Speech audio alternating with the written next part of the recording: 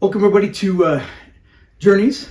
I hope you'll like and subscribe as we get going. We're on day 9. We're talking about unity, and it's been actually a few days in between. Actually, it's not the next day, but I've been fighting the flu. Still am fighting it, but a little bit. But I thought I'd get back on track a little bit with what we're trying to accomplish with this particular topic of unity.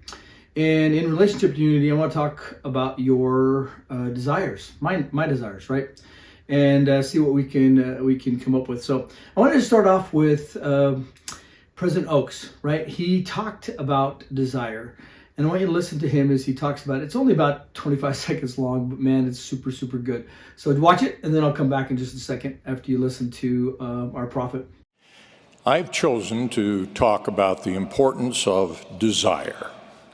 I hope each of us will search our hearts to determine what we really desire and how we rank our most important desires. Desires dictate our priorities. Priorities shape our choices, and choices determine our actions. The desires we act on determine our changing, our achieving, and our becoming. Okay, welcome back. Pretty amazing, huh? So good, right? I love that little section, literally about what do you really, really want, and then have you ranked your desires? Or we'll talk about that a little bit towards the end. Those two things about what you really want and ranking our desires. But interesting that he kind of gives us a little bit of a pattern, right? That is that our desires lead to our priorities, and that our priorities lead to our choices, and that our choices lead to the actions that we take. And I find that to really be true, even if we don't really recognize that's what we're doing in the moment. And then he said the desires that we act on determine our changing and our achieving and our becoming. And that in and of itself is probably a whole nother topic that we could spend some time on. But the reality is I love what he shared. It's interesting when you look at individuals who have their desires in the right place. So say, for instance, let's talk a little bit about Abraham. It's probably been on everybody's mind right now since we're doing Come Follow Me with that particular stuff. And let's just take Abraham for who he really was as a person. And we'll just look at one verse. I'm just going to read it to you. And when you think about what is he expressing? This journal, which is scripture, right? As he's writing what he's really feeling and thinking, right? He says this, "And finding there was greater happiness and peace and rest for me." Like this is what he's seeking, right? What he wants. He says, "I sought for the blessings of the fathers, and the right whereunto I should be ordained to administer the same." So he's thinking about the blessings of the fathers, the right to be able to administer the same for other people, having been myself a follower of righteousness, desiring, love that word, also to be one who possessed great knowledge, and to be a greater follower of righteousness, and to possess a greater knowledge, and to be a father of many nations, a prince of peace. And here's this word again, and desiring to receive instructions. And to keep commandments and keep the commandments of God, I became a rightful heir. Boy, that's a great language. A high priest, another great language. Holding the right belonging to the fathers. Well, family is just interwoven in all that, and yet you can kind of feel Abraham's heart and what he truly, truly wants. So in my course of the years, I've come upon a really short quote that has been kind of a driving force in my life, and I love it. And I probably shared it before. I'm sure I have. But I want you to take a look at it now as I kind of just read it to you. I'll just put it up on the screen for everybody. But Neal A. Maxwell said this in a talk called According to the Desires of Your Heart. He said, what we consistency, right? Insistently, we don't stop about it. What we insistently desire over time is what we will eventually become and what we will receive in eternity. Wow, I love that quote. It's super, super good, right? And it's kind of driven me in the things that I've realized in what I need to do in relationship to the desires of my heart. And so some things have driven me in my life. And I think this idea of desire started back in 2006. I was in a meeting with Elder Christensen of the 70, and he started talking about this idea that Elder Oaks had brought up about what do you really desire, and have you ranked your important desires? And then that meeting, I realized I hadn't done either one of those things. I haven't really put down on paper the things that I really, really wanted and ranked them in order. And so you'll see right here, I went and found my journal from 2006. It was 6 months, basically after, well, not 6 months. It was, this is August. We adopted my first son in June. So this is 2 months later. And I heard Elder Christensen, and I said, I really need to do this.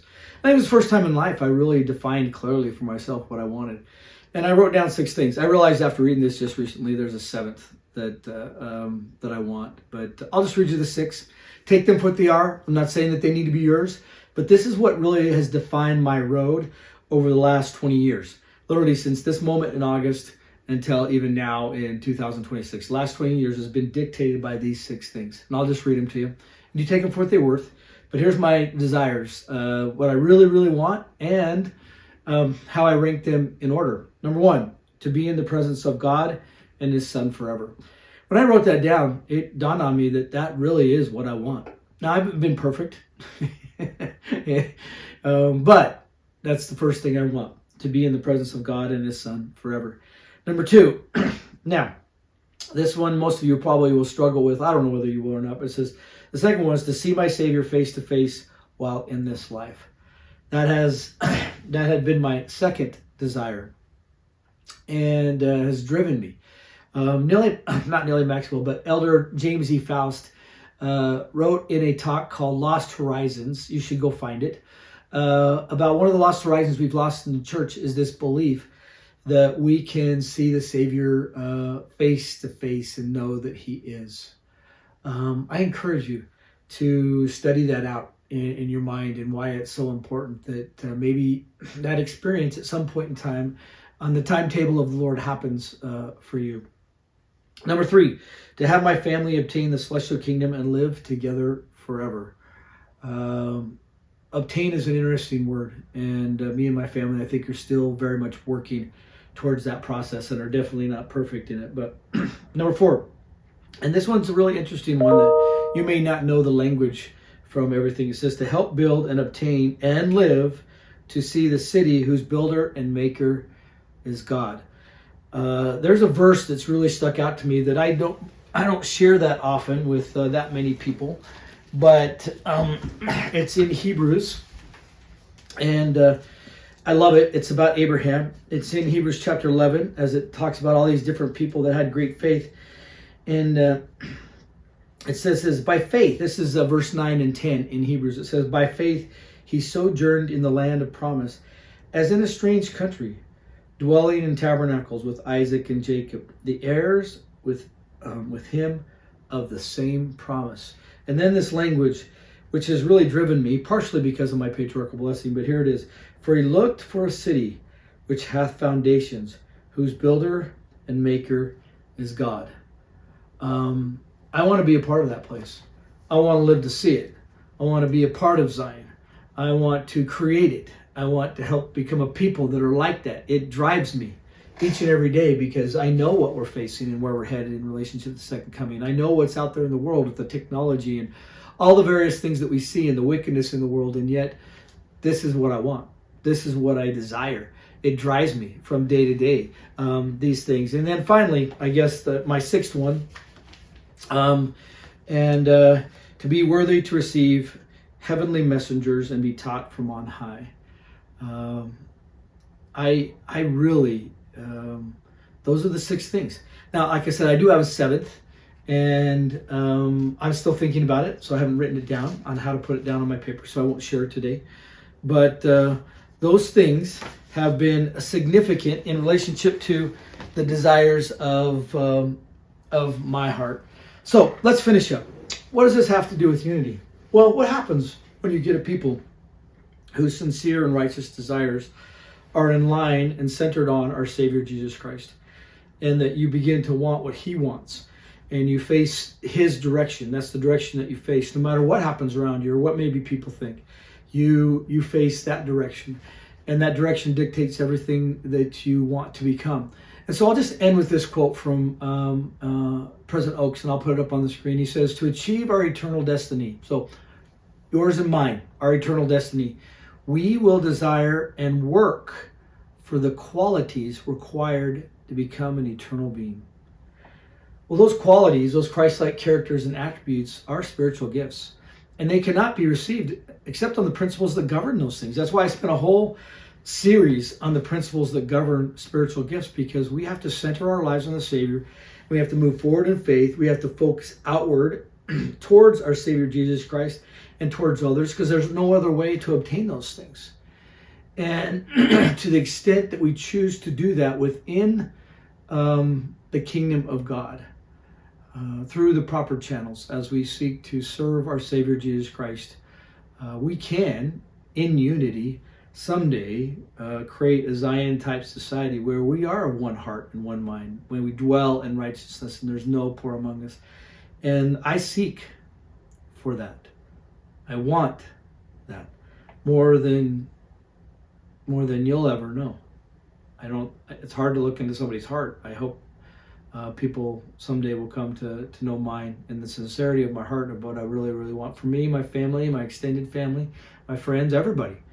That we seek for a city whose builder and maker is God. And that truly becomes our desire of our heart, because we're focused on people and helping them become like that so that we can live together in a place like that. But it really starts with the individual and then the family and communities and so forth. Okay, desire. The Lord will give you your desires, whether they be good or whether they be evil. He will allow you because of your moral agency.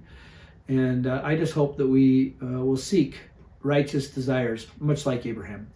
Okay, you have a great day. Look forward to talking to you more about unity as we move forward. And we'll talk to you later.